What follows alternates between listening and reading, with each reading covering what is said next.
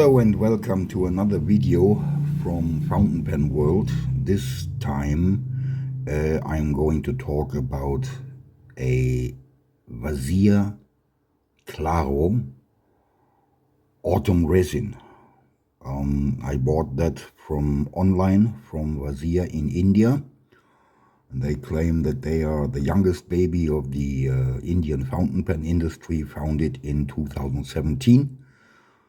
And right from the beginning, I have to state here that this is partially not a pleasant video about the fountain pen itself, but I want to describe also what happened before and after I bought the fountain pen, and about the delivery, which, yeah, that was my mistake. I chose India Post EMS Speed Post because at $25 and 5 to 15 days delivery time, I thought, okay, that's reasonable, I can live with that.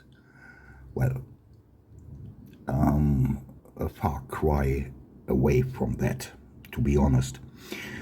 So, but let's go first to the fountain pen. This is the box. Nice. Faux leather with white stitches, done very, very well. So inside, I think, yeah, it's plastic, it's not wood. Yeah, it's plastic. So the box itself is well made. Then I have a card here saying congratulations, and it's also a warranty card. And you can see date of purchase was the 5th of December 2024, which is not quite correct because I ordered and paid on the 1st of December. But anyway, this is minor. And the pen comes in a very nice, yeah, looking like silk, in a silk sleeve. And here it is. This is the so-called autumn resin. This Claro model had or better to say, is a second model in that Claro series.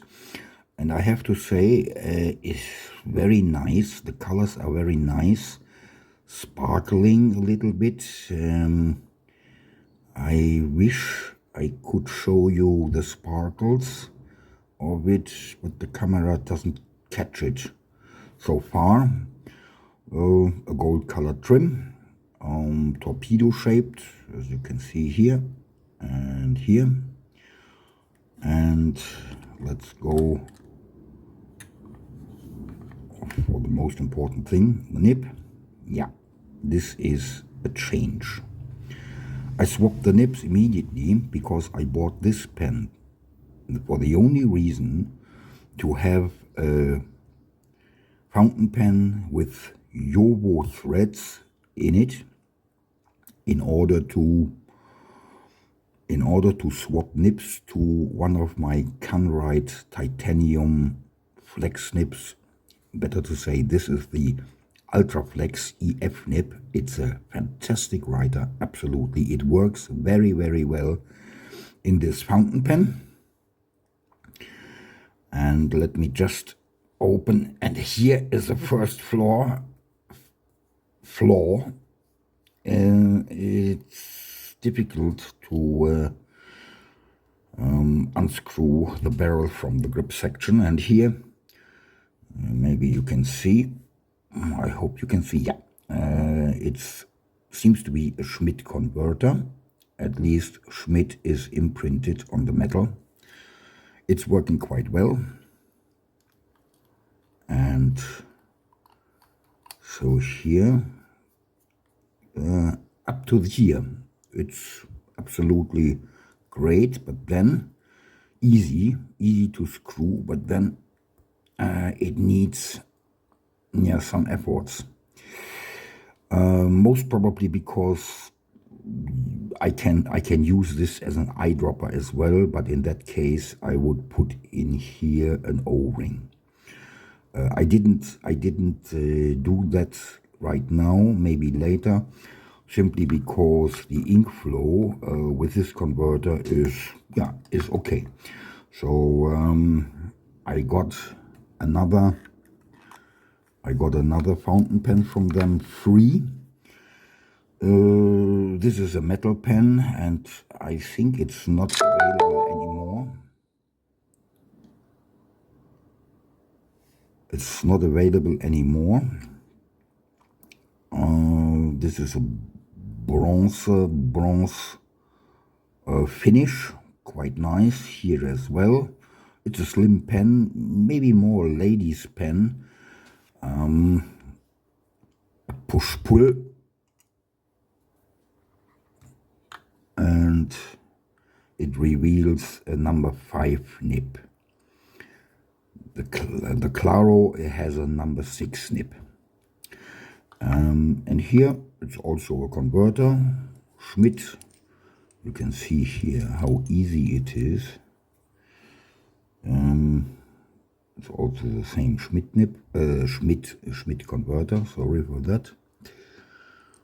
It's a quite nice fountain pen with a number 5 M nib, and it's gold coated, with golden color coated, or gold colored. I always say that.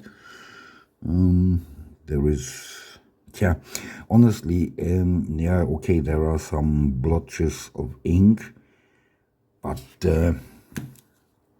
let's see if I can make that better visible. This looks like a Chinese nib, honestly, because the imprint here is just like many Chinese nibs I saw, iridium point and M. And I saw that from many fountain pens I obtained and I bought in China. But this is not the point. This fountain pen writes well, it's nice, and it's a nice gift. So before I am going to do a further review about this fountain pen, let me start with the original nib. I ordered a B nib. You can see the Vazir logo. It's also gold coated, and most probably it's really a Jowo nib, just branded with the Vazir logo, and it's a Jowo threaded unit with a plastic nib, which I know from many other Jowo nibs. I ordered this B nib because so far I don't have a B nib from Jowo. Okay. Before I come to the fountain pen,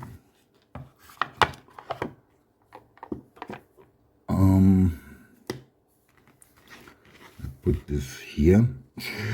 Before I come to the fountain pen, to some more details, I would like to explain what happened when I ordered the pen. So first of all, what I saw was, when I opened the Vazir website, a lot of marketing chatter.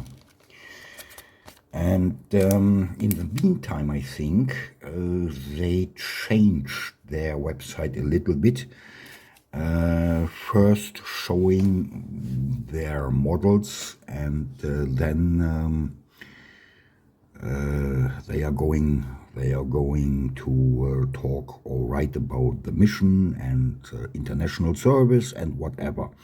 So have a look at this website, and maybe you have the same understanding than me. The second thing, what I found out, and sorry, I have to look from time to time to my notes in order to make it a little bit more fluent. The conversion rate they are using for US dollars from Indian rupiah has a surplus, an adder of 20%. My question, why, was answered, yeah, we are also going to be charged with some fees from our banks. Yeah, but not 20%. Excuse me. And the next point was and is, nearly all Indian manufacturers who are selling online are forcing foreigners to use PayPal, which is very unfavorable because the fees for their service is roughly 3 to 4 times higher when it comes to conversion rates. So in my case, from Thai baht to US dollars, I paid roughly 100 Thai baht for their fees, and if I could have used my credit card, it would be only 20 to 25 baht. So you may say, oh, that's not a lot, but to be honest with you, I am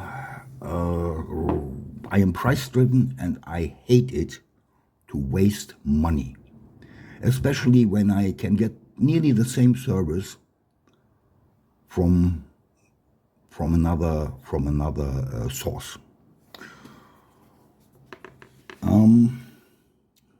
Having said that, the next thing was when I ordered the pen, I was believing, because there was no information or any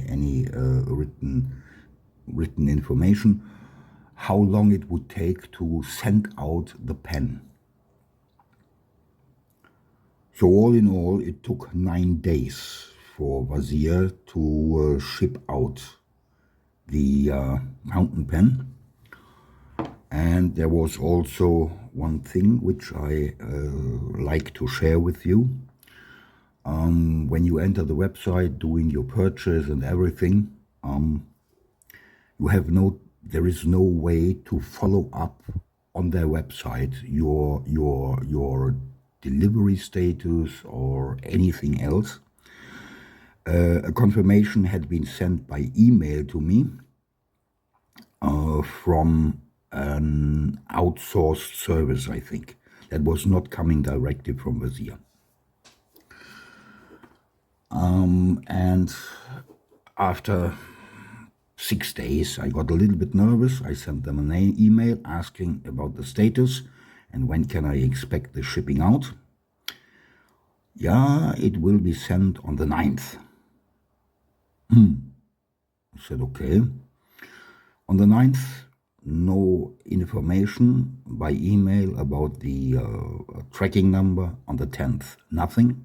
On the 11th, yeah, sorry, our order system is a little bit out of control right now, something like that. There is no order system, at least not visible for the customer. Okay, I thought that's fine. Finally, it's on the way, and I got a tracking number and a photo of the Indian Post confirming that the parcel had been collected. So I want to show you the parcel.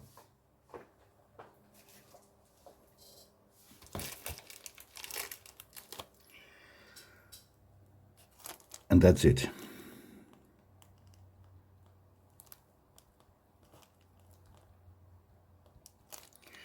You can see here, miss sent to Sydney, Australia. Here is the EMS number. Here's a sticker from post, and here this means from the Thai customs that there has to be paid an additional 105 baht for VAT, 7% in Thailand. So just look at this. That was how it was packed.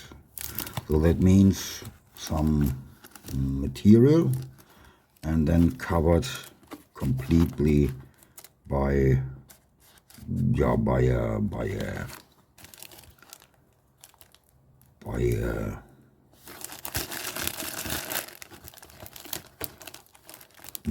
tape.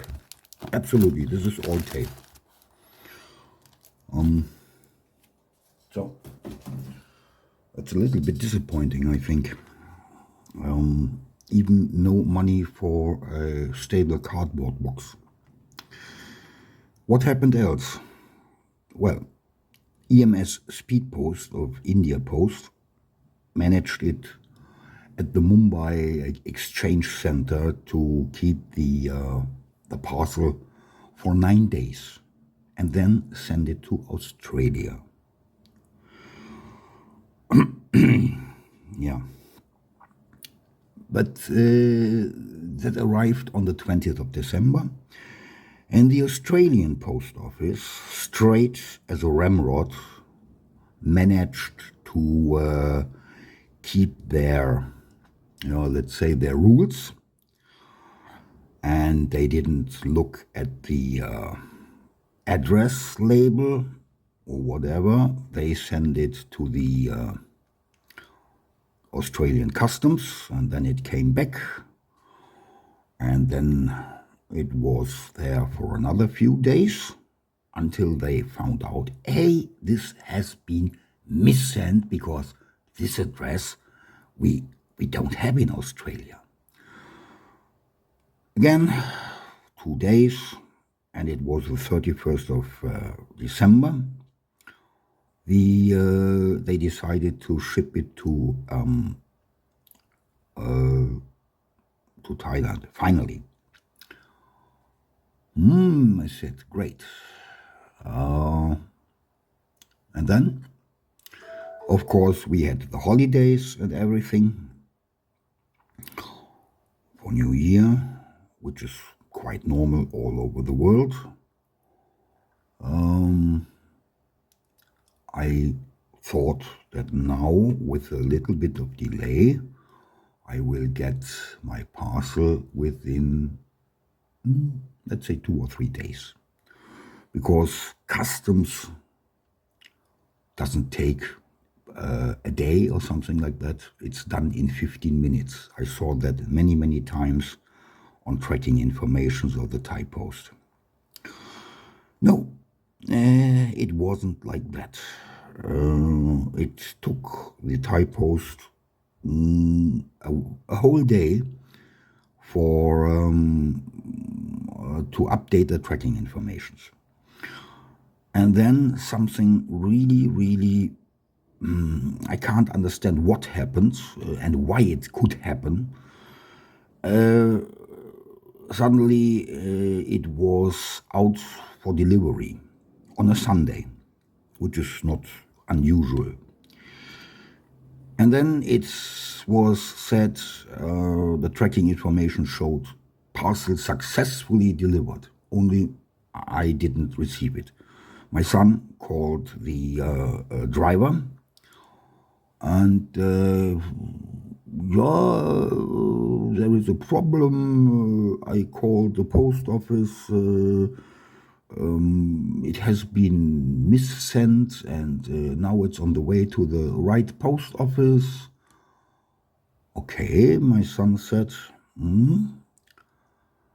I closed the and then he said, yeah, it will be sent tomorrow to you.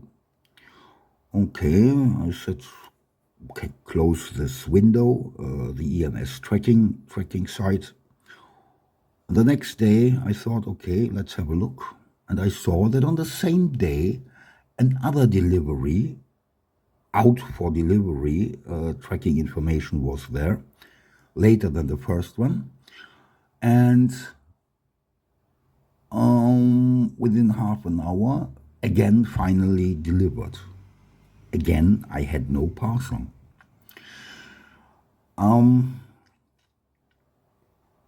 I said to my son, okay, that doesn't make any sense. Please write in Thai a claim on the website of the Thai Post, which is possible, because they helped us 2 years ago with another parcel from the United States. And what I have to say, 3 days after that, I finally got my pen, the parcel, and it was located outside, just on the wall, and the driver, whoever delivered it, I never have seen. And what is also very strange, somebody must have paid these 105 baht VAT. The rule in Thailand is deliveries under 1,500 baht value, this is roughly $43, are free of VAT and import taxes, so this sums up to 12% roughly. In general, somebody must have paid these 105 baht. How that is possible, I really have no idea, I don't understand. But most probably based on the on my claim or our claim with the Thai Post, they finally delivered the parcel. Okay, all in all, I think, yeah, it took 39 days. A lot of things happened to reach this 39-day delivery time, and I am very, very unhappy with all of that. So let's go to the pen. This pen is quite lightweight. It's 15 gram uncapped and 24 gram capped. The material thickness, and I measure this here in the barrel, open, and then is 2.4 millimeter, 2.5 millimeter, and that's really a good thickness of material.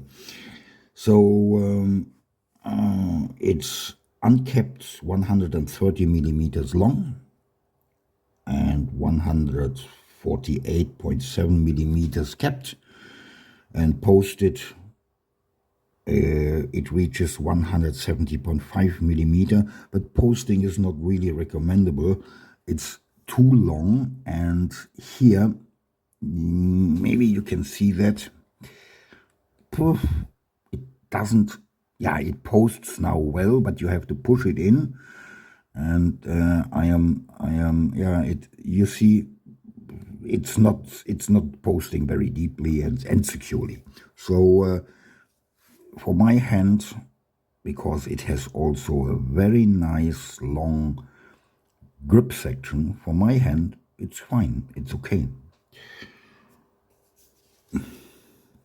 The material is resin. First I doubted a little bit, but no, I think it is really resin.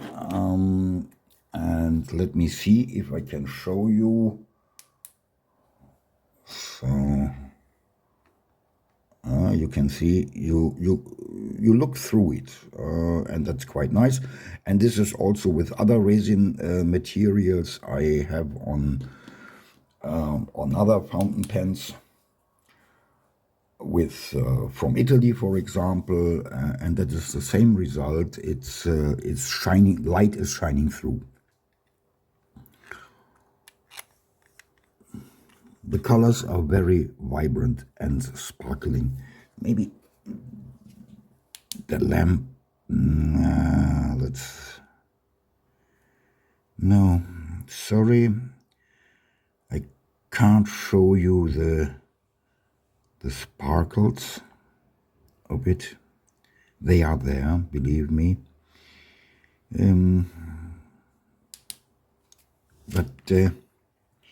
So I have to say, all in all, it's not a bad pen.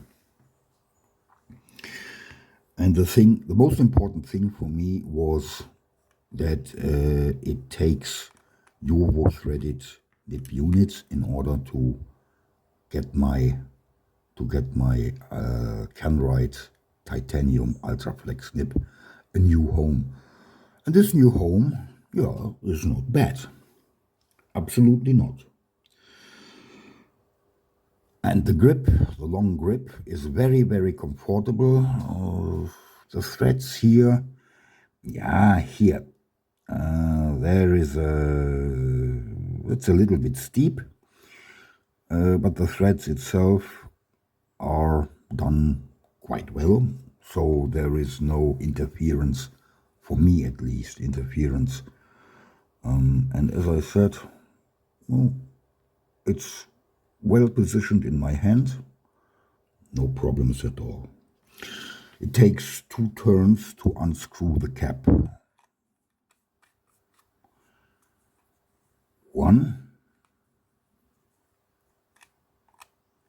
2, maybe 1 3/4. The gold-colored clip is a little bit... No, it's not stiff. That's not true. It's springy. You can see here. Yeah, it's quite springy. Very usable.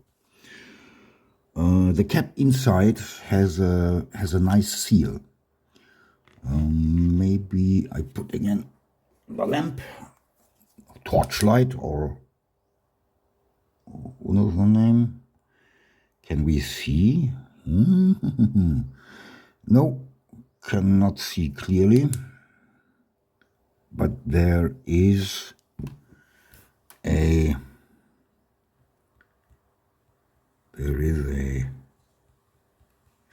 seal inside the cap at the very top here, around here. So you have to believe me, as usual. The converter, as I said, Schmidt imprint, and most probably it is a Schmidt. Most probably not the high-end models, but it does the job.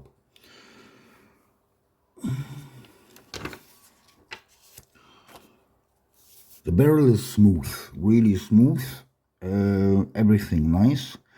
There is a little, how to say, little glitch, can I say that?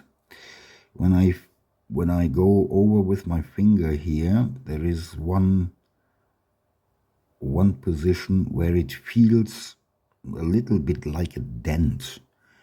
But I think this is not something, this is really not something to worry about. Maybe it's also my fingers,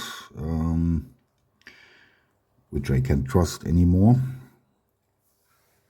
So, let's come to the next point. Handmade. And here I have serious doubts. I do not believe that this pen is handmade, completely handmade. First of all, there is no standard available of international pen manufacturers, like for example the diameter of the international standards cartridges and converters. When can a fountain pen called handmade and when not? That is not available. So especially with regard to Indian fountain pen makers, everywhere handmade, handmade, handmade. And I have doubts about this. There is a small Indian manufacturer who is producing from scratch each and every of their fountain pens by hand. Ratnam Sons is the name of that company, and there is also a video They are even doing, they did, maybe not any longer, but they did the nibs by themselves, by hand. Ratnam, Ratnam Sons. Try to find that video. It is amazing to see. It's quite long. But if you see this video, or if you watch this video, then you can say, I saw a handmade fountain pen. Of course, they are using some tools, very old tools from Germany, from the 30s and 40s, I think. But this is really amazing. And really, I strongly doubt that all these manufacturers in India who are trying to enter the Western markets with well-made Western standard websites,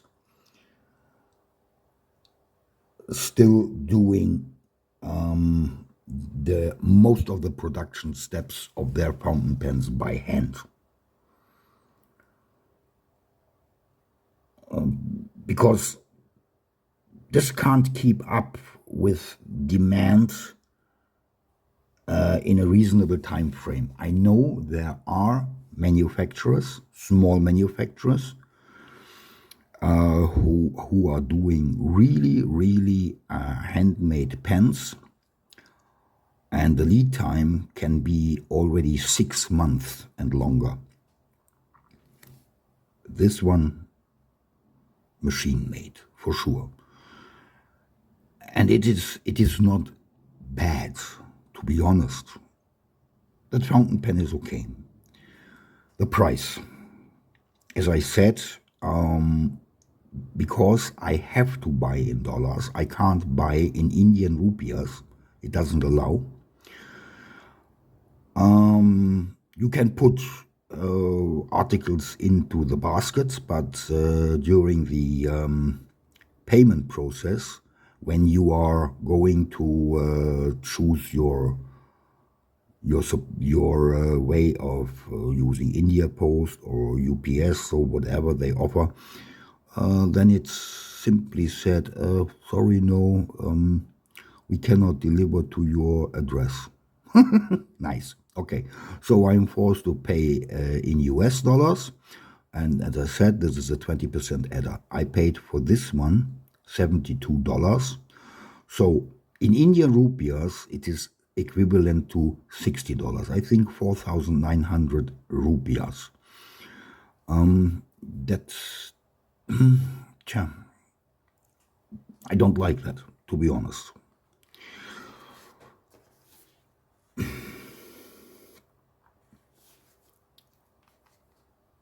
I feel ripped off. That's what I feel. 20% adder is steep, is a lot. It's a fifth of the whole value, and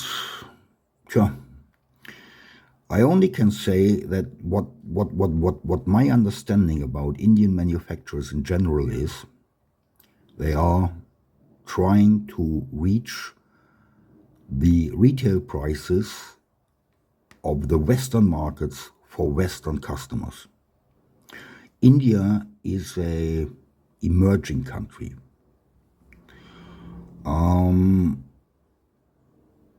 And the prices, the wages of Indian labor is lower than the Chinese wages right now. Wages of India, Mexico, and Vietnam are on the same level. The cost of living in India is much lower than in Western countries. So this is, in my view, it is just dollar hunting. And all the experience I made with this purchase, but also in general with PayPal, higher prices in US dollar, and so on, are keeping me away from further on even looking at Indian pens. I'm sorry. No, I'm not sorry.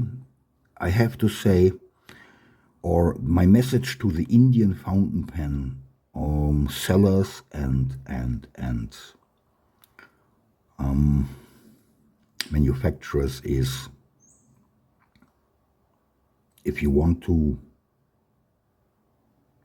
keep that way of price policy, I can't stop you. The only thing what I can do is I won't order anything any longer from India and Indian fountain pens. It's up to you.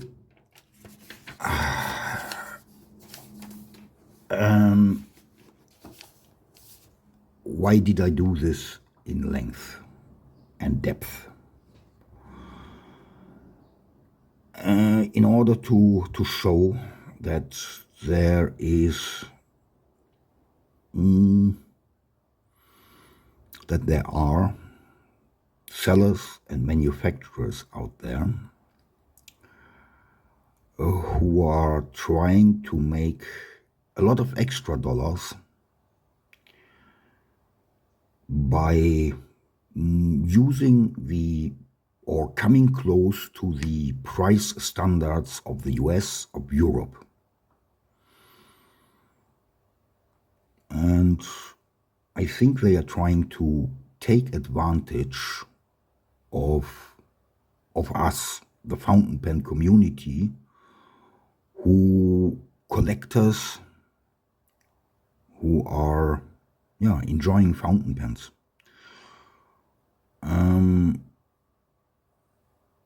I just mentioned it. It's up to everyone how to spend your money and waste money. Okay, coming back to this fountain pen, I do not regret having bought it. Absolutely not. It's a nice pen. It's, well, writing with this nib, absolutely fantastic. No hard starts, no blotches, no nothing. And as I said in other reviews about the Canwright, in my other review about the Canwright fountain nib, titanium flex and ultra flex nibs, they are fantastic. They are really, really fantastic. That's it for today. Leaves me to say, enjoy your fountain pens as usual, and maybe think a little bit about the prices you see online in general, from everywhere. Try to stay away from overpriced fountain pens. Have a nice day, have a nice week, and have a nice writing experience with your fountain pens. Bye-bye, take care.